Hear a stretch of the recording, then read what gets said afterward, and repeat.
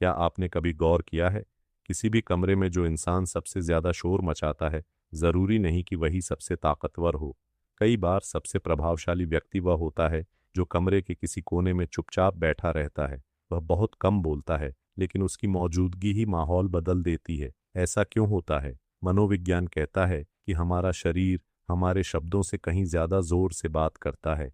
हमारी body language, सांसों की लय, नजरें और प्रतिक्रिया, ये सब मिलकर लोगों पर असर डालते हैं। आज मैं आपको 5 ऐसे साइकोलॉजिकल और बॉडी लैंग्वेज सिद्धांत बताऊंगा जिनकी मदद से आप मुश्किल बातचीत में ज्यादा शांत, आत्मविश्वासी और प्रभावशाली दिख सकते हैं।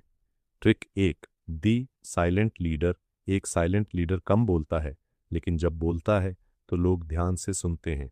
जब हर कोई अपनी बात साबित करने की कोशिश कर रहा होता है, तब शांत रहना कई बार सबसे बड़ी ताकत बन जाता है, क्योंकि चुप्पी लोगों को सोचने पर मजबूर करती है। लेकिन इसका मतलब यह नहीं कि आप सामने वाले को घूरते रहें या उसे डराने की कोशिश करें। असल खेल है स्थिर रहना। घबराहट में लोग बार बार हाथ हिलाते हैं, पैर थपथपाते हैं या चेहरे के भाव बदलते रहते हैं। इसके विपरीत आत्मविश्वासी व्यक्ति आराम से खड़ा या बैठा रहता है। उसकी सांसें सामान्य होती हैं और उसकी आवाज में जल्दबाजी नहीं होती। अगर कोई आपको उकसाने की कोशिश करे तो तुरंत प्रतिक्रिया देने के बजाय एक गहरी सांस लें, कुछ सेकंड रुकें, फिर शांत आवाज में जवाब दें। अक्सर यही छोटा सा विराम पूरे माहौल को बदल देता है। और याद रखिए, शांत रहना चुप रहना नहीं है। शांत रहना मतलब अपनी भावनाओं का नियंत्रण अपने हाथ में रखना। यही असली नेतृत्व की शुरुआत है। Trick 2, neutral reaction. लोग अक्सर आपकी बातों से कम और आपकी प्रतिक्रिया से ज्यादा सीखते हैं। अगर कोई आपकी तारीफ करे और आप तुरंत बहक जाए, या कोई आपकी आलोचना करे और आप तुरंत भड़क जाए, तो सामने वाला समझ जाता है कि आपको कैसे प्रभावित किया जा सकता है। इसका मतलब यह नहीं कि आप रोबोट बन जाएं, बल्कि यह कि हर स्थिति में तुरंत भावनात्मक प्रतिक्रिया देने की बजाय पहले उसे समझें। जब आपकी प्रतिक्रिया संतुलित होती है, तो सामने वाला भी अपनी बात ज्यादा स्पष्ट तरीके से रखने लगता है। यही भावनात्मक नियंत्रण है। Trick 3, strategic withdrawal. हर लड़ाई लड़ना जरूरी नहीं होता। कई बार सबसे समझदारी भरा फैसला होता है एक कदम पीछे हट जाना। अगर बातचीत सिर्फ बहस बन चुकी है, तो उसी समय उसे जीतने की कोशिश मत कीजिए। शांत होकर कहिए, मुझे लगता है इस पर हम बाद में बात करेंगे।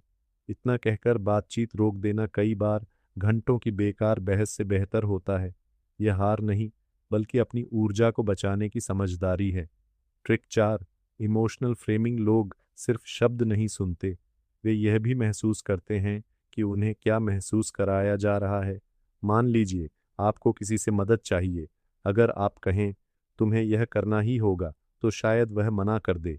लेकिन अगर आप कहें, मुझे पता है तुम जिम्मेदार इंसान हो, इसलिए सबसे पहले मुझे तुम्हारी याद आई, तो वही बात बिल्कुल अलग असर डाल सकती है। यही फ्रेमिंग है। ये किसी को नियंत्रित करने का तरीका नहीं, बल्कि संवाद को सकारात्मक दिशा देने की कला है। Trick 5, influence shift. सबसे प्रभावशाली लोग हर समय खुद को साबित नहीं करते। वे सुनते हैं, समझते हैं और सही समय पर अपनी बात रखते हैं। जब लोग महसूस करते हैं कि उनकी राय की भी अहमियत है, तो वे आपकी बात सुनने के लिए ज्यादा तैयार होते हैं। यही असली प्रभाव है।